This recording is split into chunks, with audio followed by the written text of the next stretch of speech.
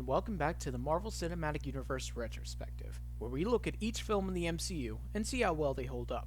Last time, we saw the MCU's first sequel with Iron Man 2, and although it isn't the best, it is thankfully getting the attention it deserves. Today, we look at the debut of Marvel's own God of Thunder, Thor. The history of this comic book interpretation of a Norse god is fascinating, to say the least. The deity worshipped by Vikings first appeared in his Marvel incarnation in Journey into Mystery number 83, created by Stan Lee, Jack Kirby, and Larry Lieber. Marvel wanted to explore a character with ultimate power and chose a Norse god since they hadn't received as much attention in comics like the Greek and Roman gods. Thor was chosen due to his affinity with thunder and the sheer might from his name alone. Like most of Marvel's heroes, Thor made frequent appearances in cartoons over the years. However, the first live-action adaptation of the character was made through the 70s Incredible Hulk show. Appearing in the TV movie The Incredible Hulk Returns, Thor was played by Eric Allen Kramer and Steve Levitt respectively. Levitt portrayed Donald Blake, a human who merges with Thor and summons his power by calling upon the hammer Mjolnir. The purpose of the movie was to serve as a backdoor pilot for a potential Thor show that sadly never happened. The show would have followed Blake trying to balance having another entity in his body, similar to Banner's struggle with the Hulk. In terms of a film adaptation, Sam Raimi had first proposed a concept after the success of his original superhero film, Darkman.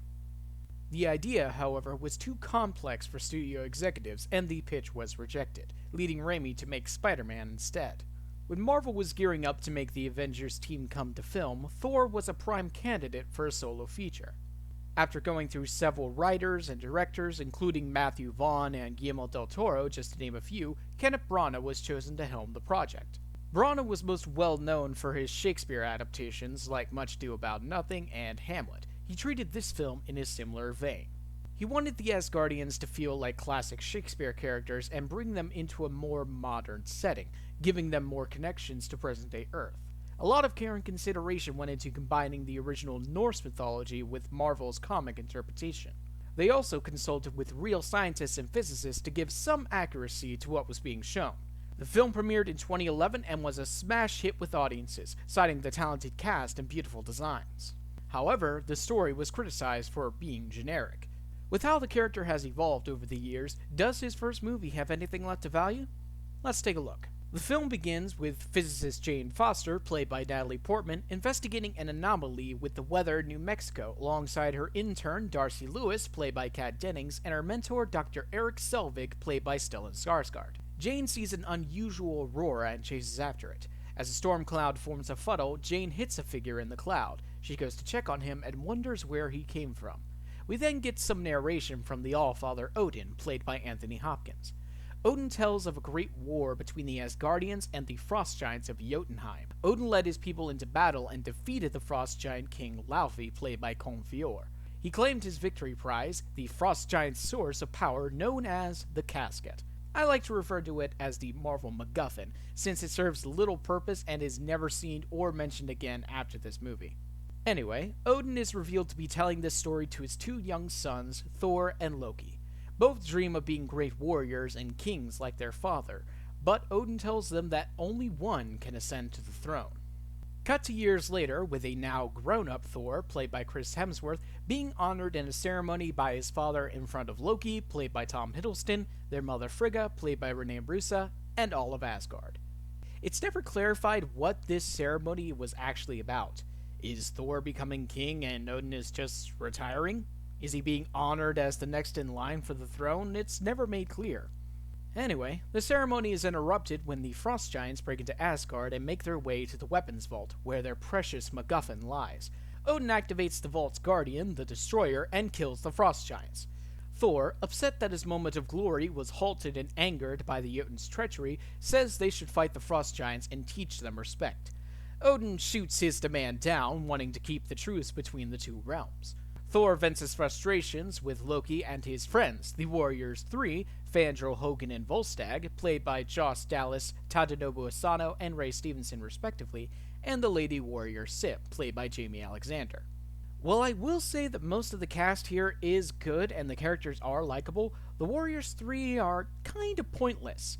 They're stock characters that don't add much to the plot and leave a minimal impact at best. The only interesting one of the group is Sif. She seems to be the most complex and has something worth exploring, at least in my opinion. It's why I'm glad she's making a triumphant return to the MCU. Thor convinces all of them to join him in traveling to Jotunheim to confront the Frost Giants. They head to the Bifrost, where the gatekeeper Heimdall, played by Idris Elba, awaits them. Heimdall is all-seeing, so he knows what they want. Elba is one of the best casting choices here. He plays Heimdall with such stoicism that he seems almost completely unyielding. He lets them pass because he is curious about how the Frost Giants got in since they were shrouded from his vision. He opens the Bifrost, leading them to Jotunheim. This is a good time to talk about the production design.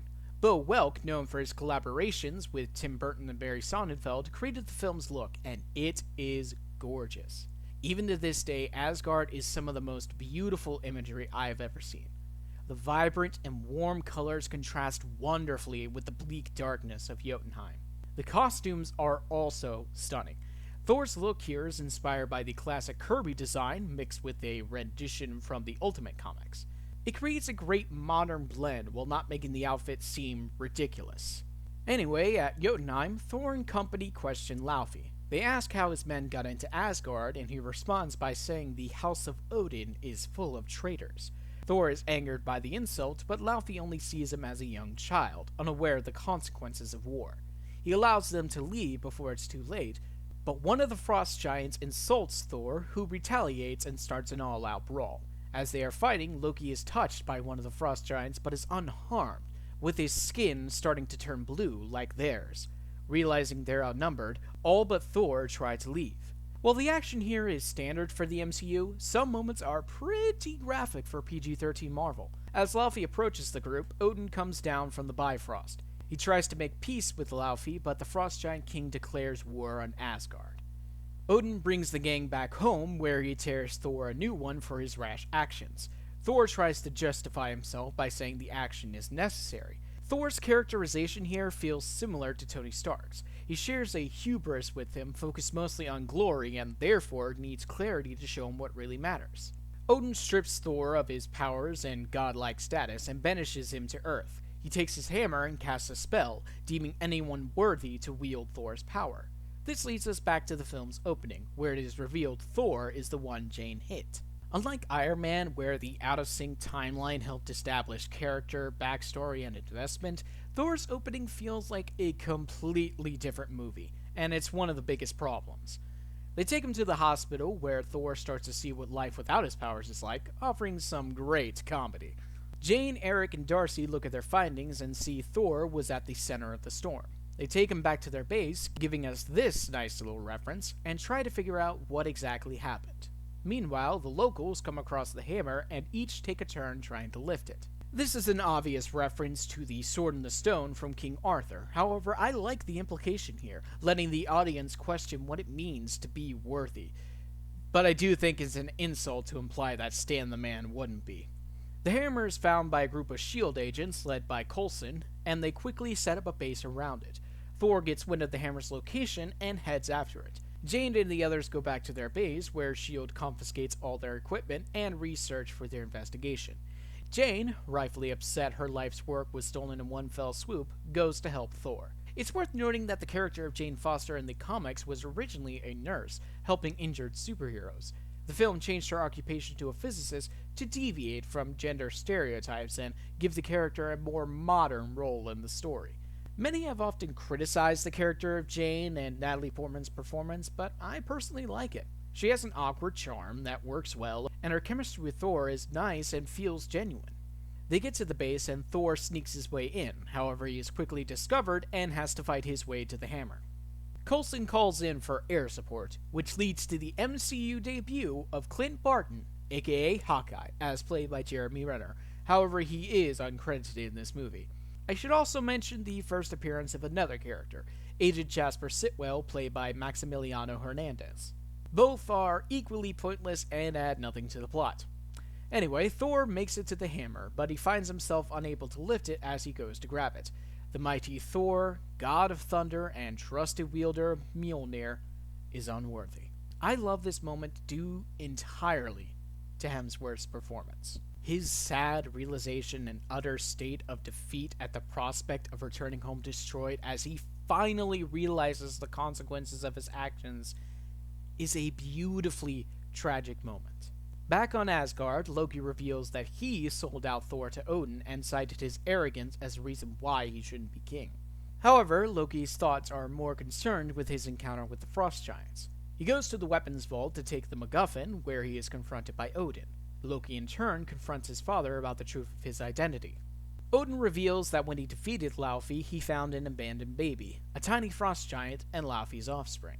He took the baby to Asgard and raised him as his own, hoping that if Loki became king, he could bridge the gap between the Asgardians and the Jotuns. However, Thor came along and those plans were abandoned. Loki lashes out at Odin for lying to him his whole life. The stress causes Odin to fall into the Odin sleep, an unconscious state where he rests until his body is rejuvenated. However, he had put off sleeping for so long because of Thor, and Frigga fears he may never wake up. Because Odin is out of commission and Thor is banished, the line of succession falls to Loki. Sif and the Warriors 3 try to convince him to lift Thor's banishment, but he refuses, stating it would make him look bad if he stepped over his father's command. In reality, he is manipulating everyone to maintain his power. He even visits Thor on Earth and lies to him, claiming Odin is dead and Frigga refuses to see him. This puts Thor at his lowest point in the movie. Loki also tries to grab the hammer, but is, of course, unworthy. Jane convinces Selvig to help Thor get out of S.H.I.E.L.D.'s hands using the Donald Blake alias. The two bond over drinks at a bar, and Thor takes him back to Jane, drunk and passed out. Thor gives Jane her notebook of research, which she managed to recover from the base. He gives her the Norse explanation for the dimensions in space. The 9 realms, including Asgard, Jotunheim, and Earth, referred to as Midgard, are part of the Tree of Life. This is the MCU's first attempt to explain the cosmic part of their universe, and while it would sadly be retconned in future installments, it's an interesting idea for a foundation. Back to Asgard once again, Sif and the Warriors 3 decide to go against Loki and bring Thor back themselves. Heimdall helps, but in his own special way since he is bound by honor to Asgard's ruler. Loki, however, gets wind of this and sends the destroyer to Earth behind them. He also heads to Jotunheim, where he reveals that he let the Frost Giants into Asgard. He offers Laufey a deal. Give them access to Asgard and let Laufey kill Odin himself to secure his reign as king. Laufey eagerly accepts. On Earth, Thor begins to settle into human life when he is easily found by Sif and the Warriors 3. They tell Thor the truth about Odin being alive and Loki's intentions. However, their reunion is short-lived as the destroyer descends upon New Mexico. Thor, Jane, Darcy, and Selvig evacuate the city. At the same time, Sif and the Warriors 3 try to fight off the destroyer, but to no avail. Thor realizes the only way to stop it is to confront it. He speaks directly to Loki and finally apologizes for his actions. He sacrifices himself for everyone, which Loki accepts by knocking Thor across the road, mortally wounding him. Having at last understood what it means to fight for others, the hammer flies to him, restoring his powers. Thor easily takes care of the destroyer and heads to the place where the Bifrost opened. However, Loki had frozen Heimdall with the MacGuffin and his own frost giant powers. Speaking of, did Marvel forget Loki had these powers? Because we never see them again. Maybe that's something they can explore more in his Disney Plus show. Anyway, Heimdall breaks free and brings the Asgardians home, but not before Thor promises to return to Jane and the two share a kiss. Laufey enters Odin's chambers and dispatches Frigga. However, as he goes to strike down the Allfather, Loki betrays and kills him. He uses this as an opportunity to try and destroy Jotunheim to prove himself a worthy heir. Hiddleston's performance here is based on Edmund in King Lear, and it shows. The illegitimate son trying to prove himself, turning into a greedy madman. It's great stuff. Thor confronts Loki and the two battle each other in the film's climax. This gives us a great showcase of both characters' powers and is just another way for Marvel to flex their effects skills. Eventually, Thor has the upper hand and places his hammer on Loki to stop him from moving. He tries to seal the Bifrost, but it is too open, destroying Jotunheim.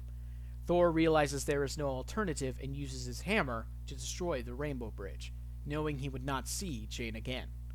Loki tries to stop him, but falls through the bridge as the Bifrost creates a wormhole. Odin wakes up just in time to save Thor, who's holding onto Loki's staff. Loki pleads with Odin to justify his actions, but Odin dissuades him. Loki lets go of his staff and falls into the wormhole, presumed dead. Sometime later, Thor acknowledges the lesson he learned from his father, and in turn, Odin says he is proud of his son. Heimdall watches over Jane, who is working on a way to bring Thor back to Earth. And so, the film ends with a post-credits scene showing Nick Fury and Dr. Selvig trying to tap into an energy source that gets the attention of Loki, revealed to be alive. When Thor came out, I enjoyed the elements from Norse mythology showcased. Now, I still quite enjoy the moments on Asgard, but I do appreciate the moments on Earth too. My main problem is with the blending of the two. It feels like they were trying to balance fantasy and science fiction, and it leaves mixed results. Perhaps if they leaned more into one or the other, it would have worked better. Sadly, it would take 2 sequels before they finally reach that balance. However, there are still things about this movie I like. The charming cast, likable characters, and beautiful effects do make it a treat to watch, and I do consider it essential viewing for anyone trying to get into the MCU. So, take it for what it's worth. With another hero gaining relative success, Marvel had just one more character to introduce before their big crossover, and this one would take them back to their origins as a comic book company. Join me next time when we take a look at Captain America: The First Avenger, and see why, after all this time, it's still my favorite MCU film. Until then, if you want to keep up with my videos, then be sure to subscribe and hit the notification bell. If you enjoyed the video, please feel free to leave a like and share it with friends. Thanks for watching, and I'll see you next time.